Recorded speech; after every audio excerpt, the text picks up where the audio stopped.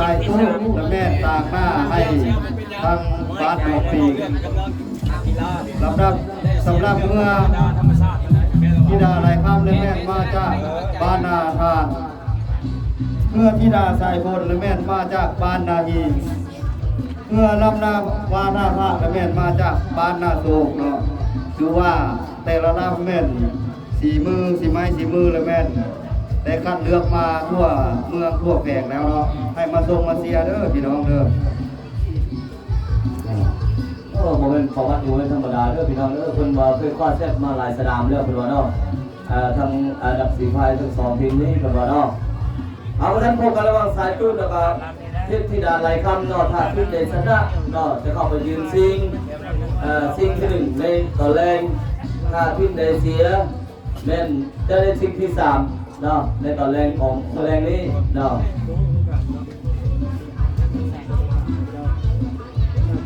เอากล้องนี้ออกเลยนี่ไอ้มัน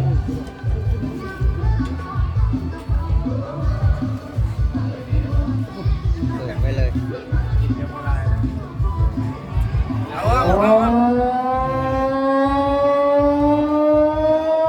มาแล้วเรือทั้งสองลำพญาโลกจากจุดปล่อยด้วยความไวสูงปัจจุบันกำลังคุกกี้ดูดีสูสีกันอยู่รู้ว่าใครเป็นใครพี่น้องระวังมาดีทีนึงเราจะกำลังไปพี่อยู่ทีกันเจอกันไปหมู่ไปสิเป็นไฟหมู่จะเป็นไฟเมือง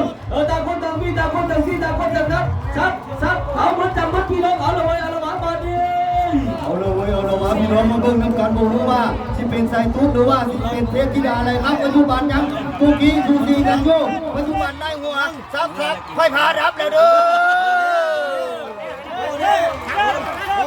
ไฟพาดับแล้วเด้อพี่น้องเด้อปัจจุบันพาบ่ได้คุกกี้สูสีกันอยู่จัดตอนนี้เทพธิดาไหลคำกำลังคุกกี้สูสี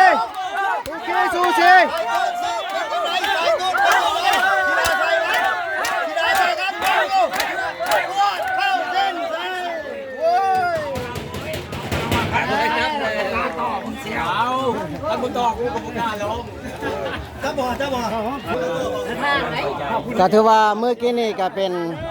ระหว่างเฮือเทพธิดาไหลคำบรรทานพบกับธิดาเจ้าพ่อสายตูดเนาะก็ถือว่าเจ้าพ่อสายตูดนี่อยู่เบื้องซ้ายมือของจอเทพธิดาไหลคำอยู่เบื้องขวามือของจอก็ถือว่าเทพธิดาไหลคำเป็นผู้ชนะเนาะ